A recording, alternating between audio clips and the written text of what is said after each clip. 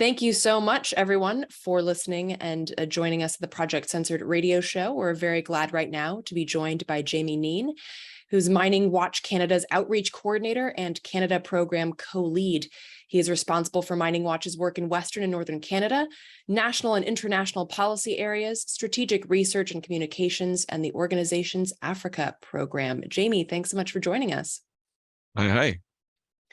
So, I want to talk about lithium in particular and South America. So the so-called lithium triangle, a region that covers parts of Chile, Bolivia, and Argentina, is a hot topic right now and has been for quite some time.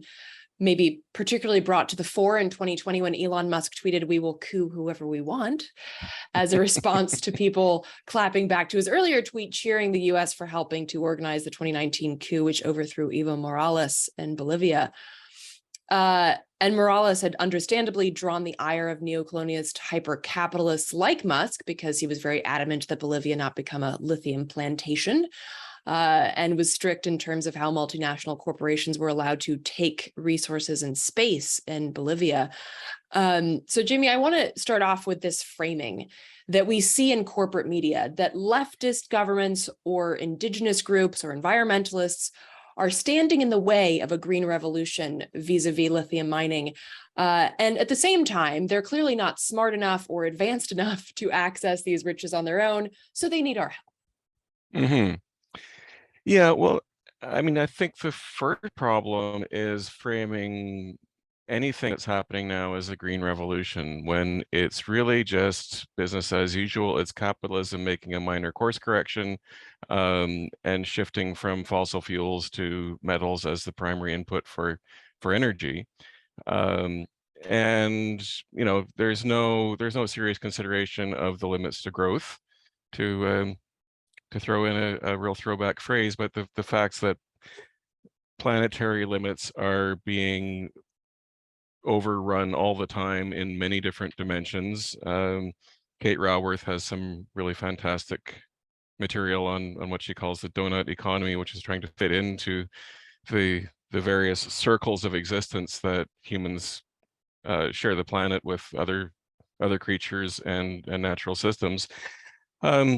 All of which is to say that, you know, the problem is really one of untrammeled economic growth and the expectation that we can just make more cars, only they'll be electric, and somehow everything will be fine. You know, and I think there's no doubt that we need to get the hell off of fossil fuels, and quickly. But you know, there's work has been going on, I think very constructively for a long time on energy efficiency, and a lot of what capitalism has done over the last few decades and in the, you know, the sort of neoliberal revolution has been to completely upend any attempt at rational economic organization. So is that a communist plot? Well, maybe. You know, or it's just common sense, take your pick. Because, you know, I mean, the fear most often expressed, I think, in the US, but also in other sort of economic circles, is that, you know, all of this climate change stuff is just socialism in disguise. And, you know, in a sense, that's not wrong, because if the idea is to look after our collective interests over the, you know, individual wealth of Elon Musk or anyone else, that is the problem. So, you know, that is what we're pointing to, and the fact that whether you look at it from a framework of economic inequality or environmental sustainability or environmental justice, the equations actually overlap pretty securely. And you know, and so the idea that governments anywhere in the world should act in the interests of their people and their country and not in the interests of investors is the aspect that's revolutionary.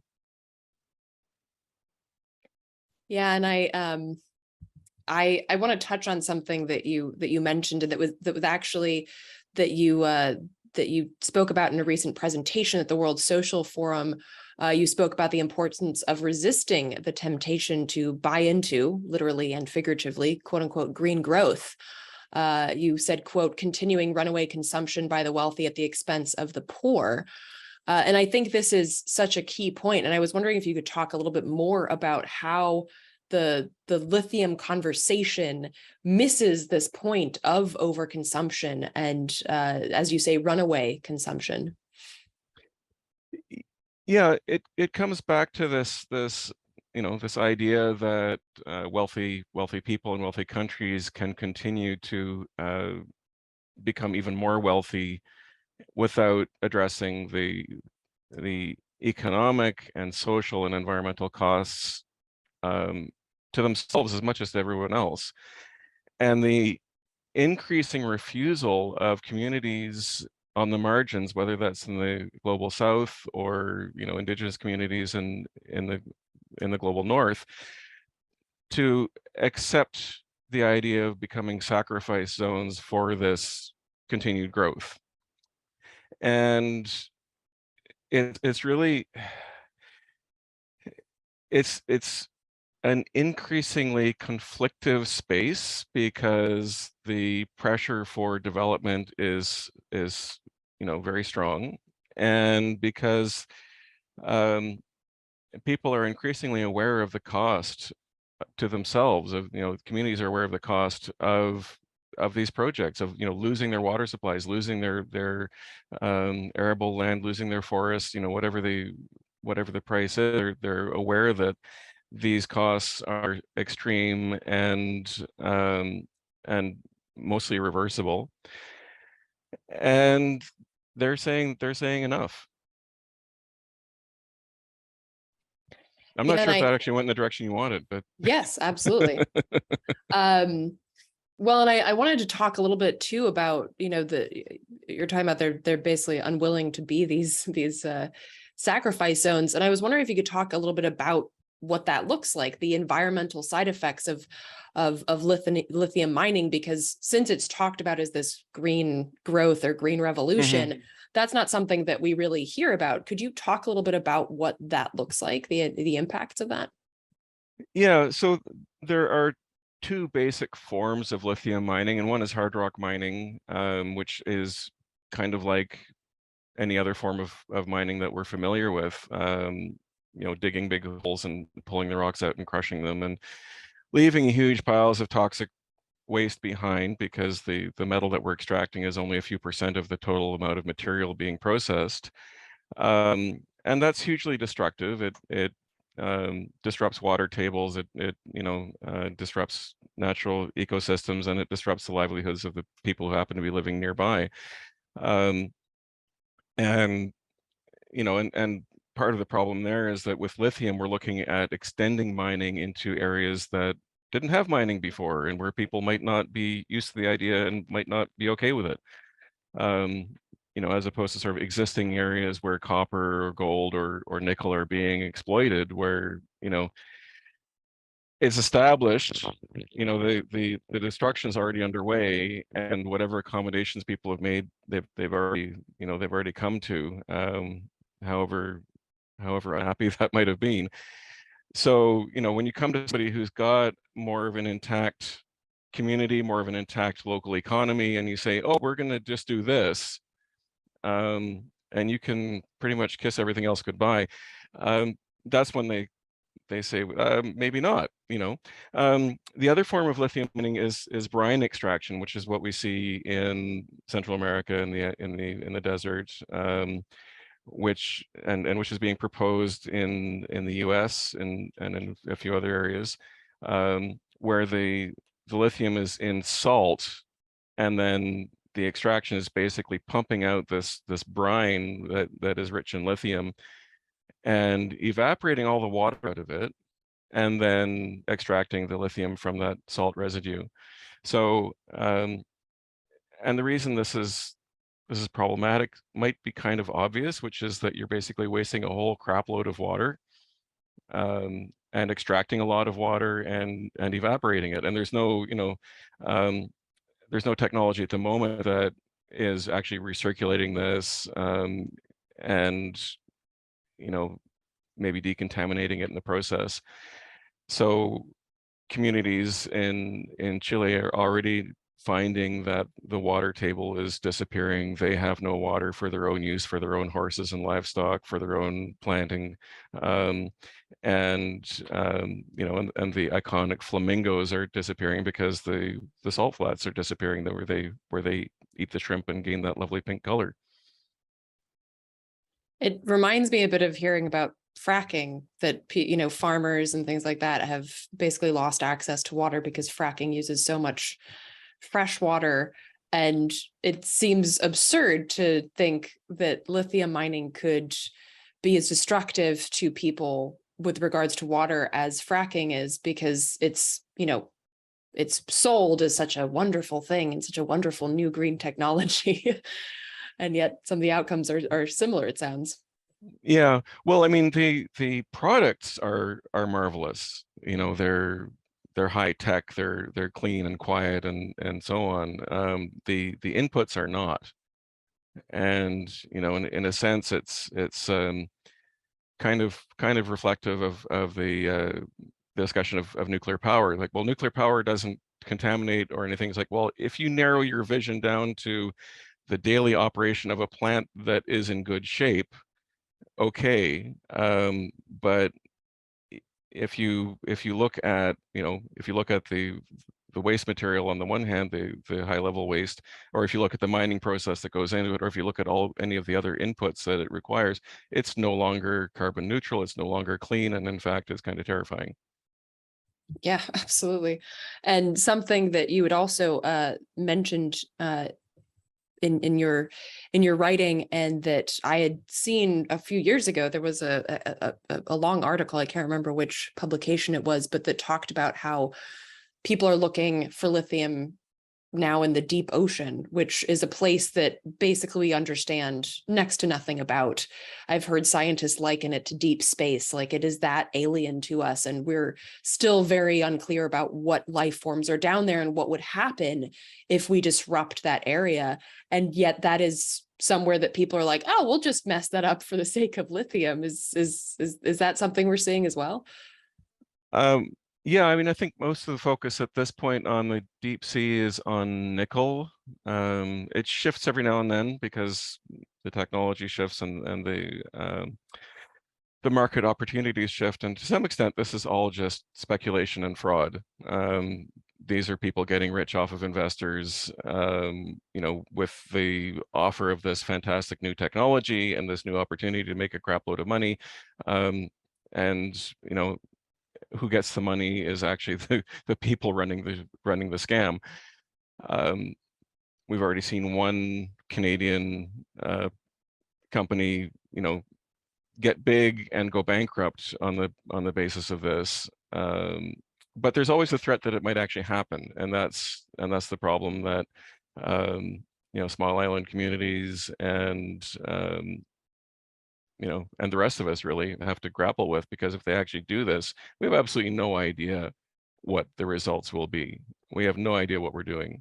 And unfortunately, that's not a new tendency in human history to just, wade in and get the machinery going before we have any idea of what it is that we're trampling along the way. But, I think there's enough attention on this that the machinations at the International Seabed Authority and the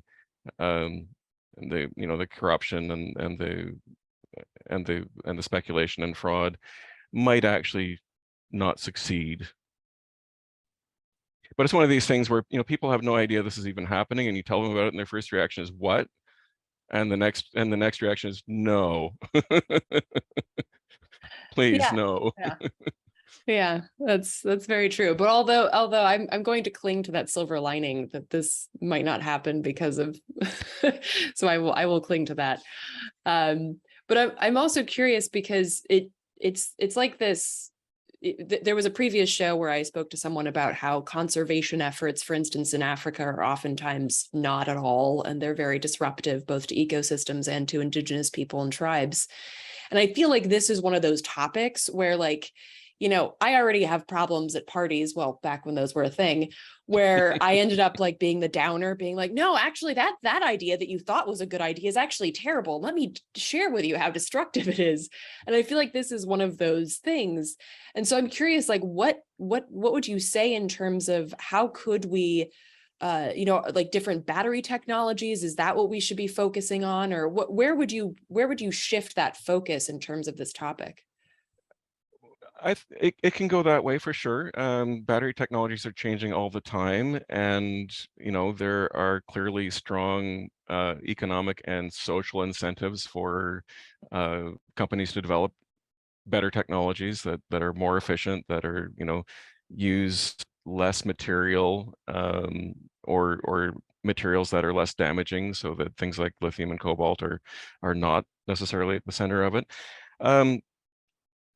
But I think it's very difficult to put, plan on technology saving us. It's nice if it happens. It hasn't happened yet, and I think, I mean, but seriously, like there's definitely room for improvement, and there are improvements happening, and I think it's reasonable to expect that incremental improvements will happen, and maybe even some revolutionary ones, but planning on that, like I say, is a fool's errand. And the good news is, as it has been said, we could create a better world just because, and we could get rid of the kind of jobs that David Graeber referred to, with one of those words that we're not allowed to say, as bovine excrement jobs. The amount of work that people do for nothing instead of being able to talk with their friends and play games. We're actually doing nothing useful and using all these resources, energy, time, and materials for nothing. The joy of overconsumption is really overrated. And I think, if you take the social pressure out of it and give people the opportunity to do things that are more meaningful, and rediscover craft, and the kind of engagement with work and production that isn't cheap. As we're talking about a reorganization of society, this is way beyond what Mining Watch does day to day. This is not what we do. We work on the impacts of mining and what it does to people. But when you look up and say, well, what's this for? And you see, stuff just being thrown out left and right, gadgets being obsolete within a year, and being replaced, and not even being recycled. It seems pretty obvious that there's a better way to do things. And fortunately, again, the good news is there are lots of people working on everything from the right to repair to ideas about degrowth, but also looking at global equity. Like, what does energy justice look like, so that people in poorer parts of the world actually have access to energy, and it's not just the wealthy who can use it to light up their backyards when they're not even looking at them. Yeah, very, very well put. And this is something that you've mentioned before, is rehabilitation and repair. And I think that you're talking about what are we doing this for is a good jumping off point for that. What do you feel? What are some ways that looks like to you, that rehabilitation and repair? Well, I guess one key piece is decolonization. So redefining the relationships between peoples, redefining the relationships between countries, and um, building something that looks like economic and environmental justice, and finding the rewards in that, not just for the colonized and the dispossessed, but also for those of us who are on the other end of it, in wealthy cities and wealthy countries, enjoying the roots of all of this exploitation, and also the kind of moral and cultural vacuum that leaves us in. I think it's important to stress that, that these relationships of violence harm both the perpetrator and the victim, and for our greater humanity, we get to reinvent these relationships. So, on a practical level, that can take all kinds of forms, and on different scales, like, everything from major industry to neighborhoods. I think there are lots of opportunities. Absolutely. I can't remember her name. I'm totally blanking on it, but there was a woman who I interviewed at COP21 in Paris in like 2015, and she said that she was an Indigenous woman, and she said that, there's all of this romanticization of like Indigenous trauma, and oh my gosh, the things that you've been through, and she's like, but y'all are traumatized, like seriously traumatized, because to do this to people, to have that history in you as colonizers is hugely traumatic. And so she's like, focus on your own trauma, like get away from ours for a minute and just like focus on yours and deal with that. I thought Yeah, that was yeah, a good point. yeah, absolutely. And so I one of the things that you mentioned was the, the kind of like the issue of planned obsolescence, like this, your phone is going to start to die soon. The computer that I'm interviewing you on has all these new like inputs. So I have to get a connector for that. And that's only going to be good for 2 years, and all of that, that other mess of ridiculous capitalism. And so in terms of, what you've already talked about in terms of like consuming less, do you feel that these movements that are pushing like the right to repair or focusing on planned obsolescence, do you think that that is a good like stopgap issue to get to those larger systemic places that you're talking about? Or is that also just like a too small of a drop in the bucket? Um, I think it's actually really subversive. I think, things like the right to repair are actually potentially really deep. And yeah, I mean, they are limited in their scope, but I think the implications, like when those changes work their way back through the systems of production, um, it becomes a really kind of more fundamental shift in consumption and use.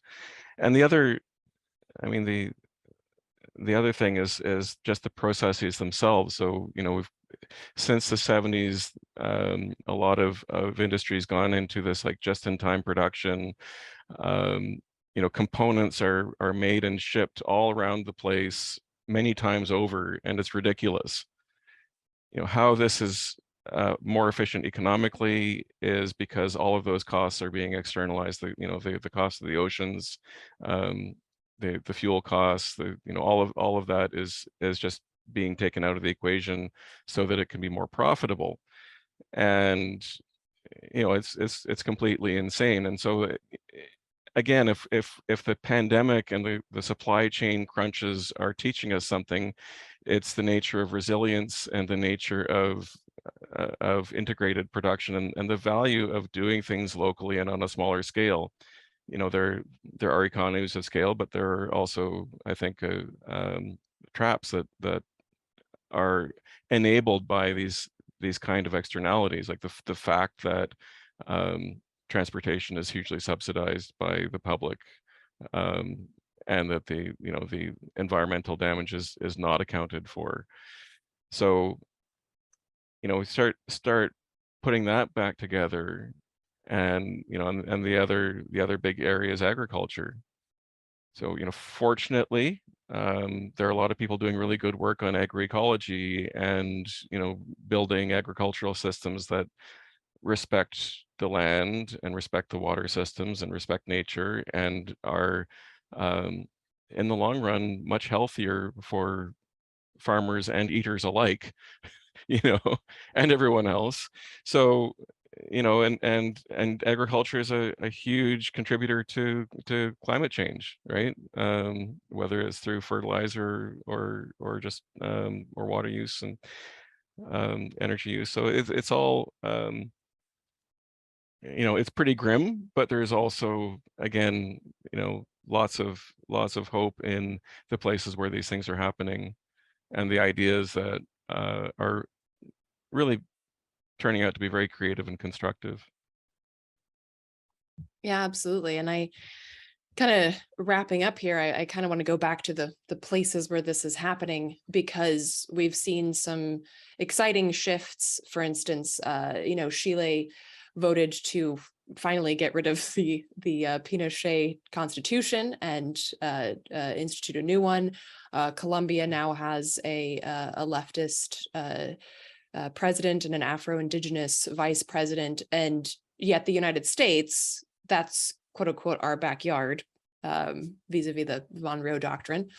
And so I'm curious, as part of your work, like, how do you feel like this pushback from South America and Latin America against imperialism and neocolonialism, particularly vis-a-vis lithium, how do you see the US and Canada and these nations responding to that? And how can we, as members of these countries, like, keep tabs on it to try and combat?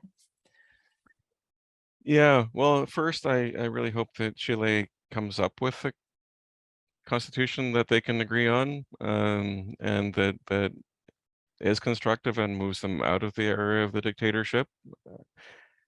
And recalling that that's also the first experiment in neoliberal globalization was Chile under Pinochet. And the disasters that happened there have been replicated across the world, and what we're trying to rebuild from now. So yeah, we've got we've got a lot of work to do, and one of the things that we're focusing on is really highlighting the experiences and the proposals of those communities, the affected communities, the frontline communities, and helping them bring their voices to this discussion in around the world,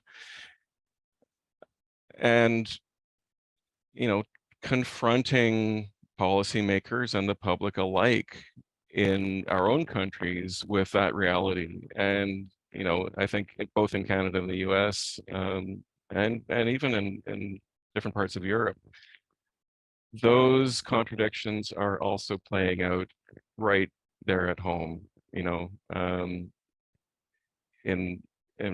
Thacker Pass in the US, also in Virginia, various places where these conflicts are playing out. We've got a whole bunch of them here in Canada, both Indigenous and non-Indigenous communities saying, we don't want to take this on.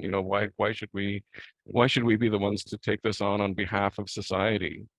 And that the old notions of the crown being able to tell people what to do, and deciding who's going to be sacrificed and who's going to get wealthy. I think those days are over, whether we have quite gotten there yet or not. It's on the way out. And so, but the thing is that whatever people do in Ecuador or Chile, they need solidarity and support. These have to be international and globalized movements, because there's real limits to what any country can do in the current kind of globalized economy. They're not free to make these changes directly.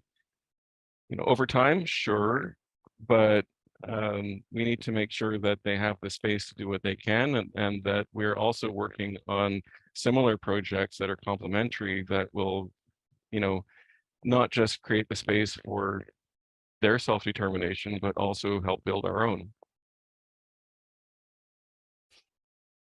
Very well put. So Jamie, tell folks where they can find out more about the work that you and Mining Watch do. So we're on the web at miningwatch.ca, and on the social medias at Mining Watch. And yeah, just whatever channel you're on. We're not, I don't think we're on TikTok or Snapchat, but we're kind of on the mainstream channels and not too hard to find. I've never even looked at TikTok, so yeah. Um, the big ones, I guess. So thank you, Jamie, so much for taking the time. Is there anything that you wanted to add that I might have forgotten to touch on?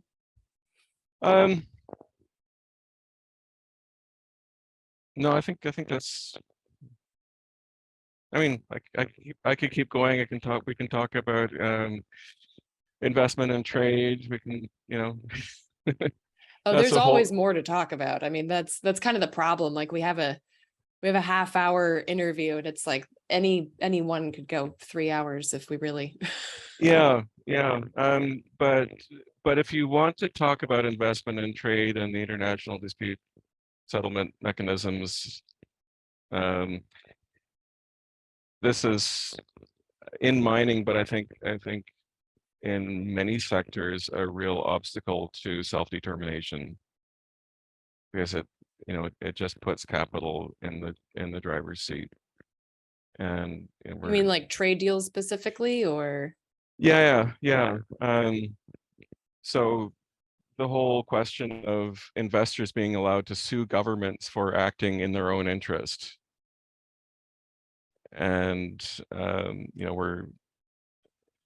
we're supporting groups in Colombia right now that are fighting several lawsuits, mining investors who are either being shut down or shut out of like protected watersheds, or being told that there are places that they can and can't go, even if they're allowed to mine, they're not allowed to mine in that area, or to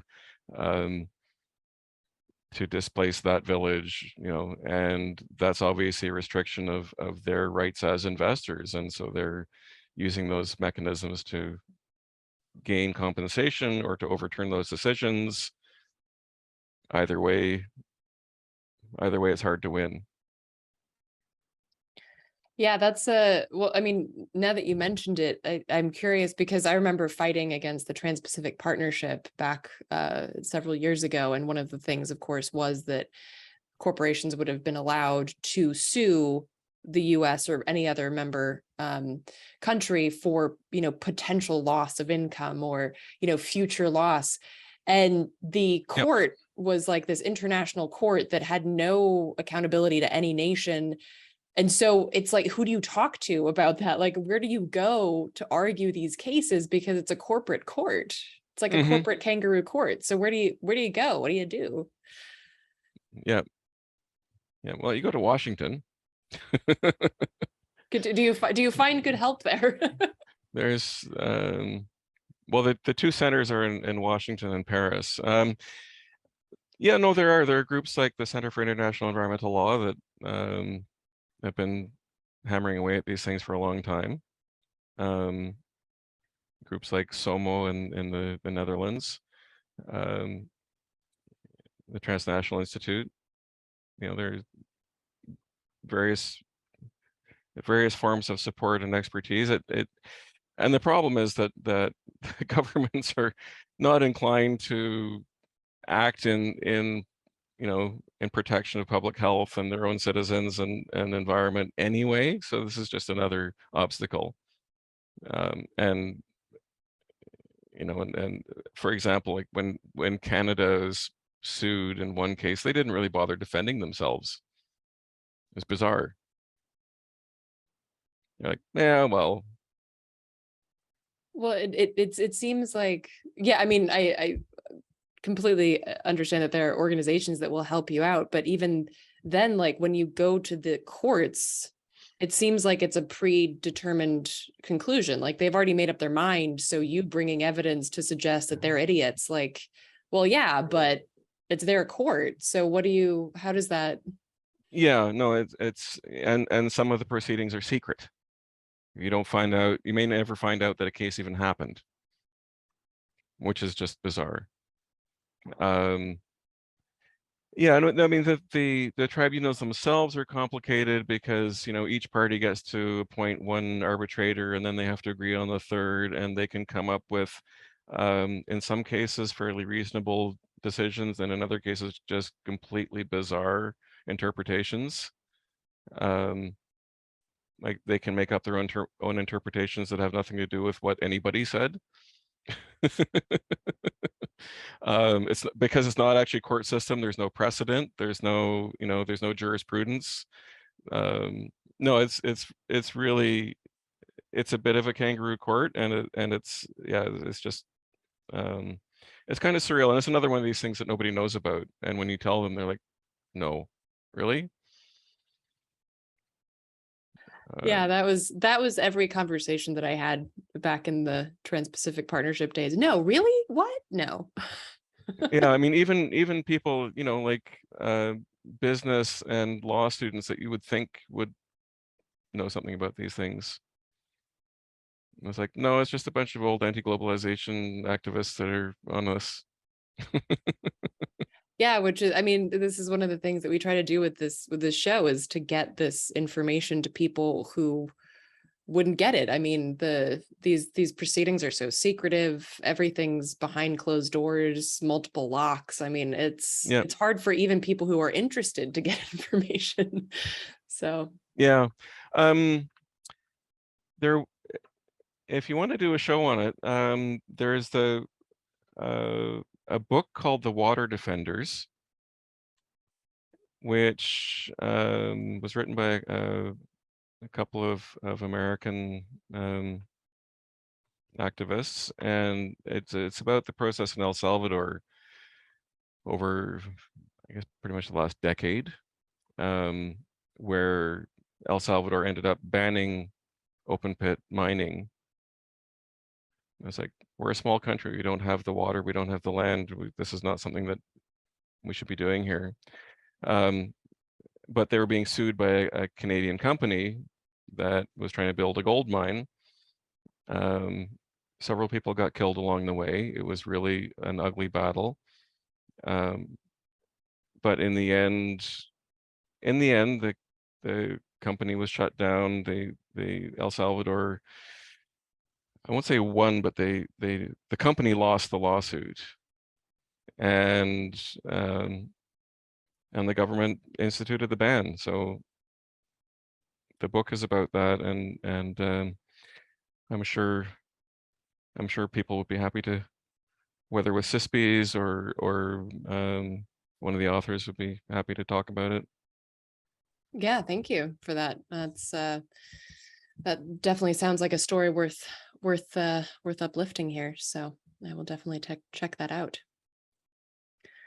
Well, thank you again for taking the time and digging into that snippet that I didn't ask you about. I appreciate it. All right.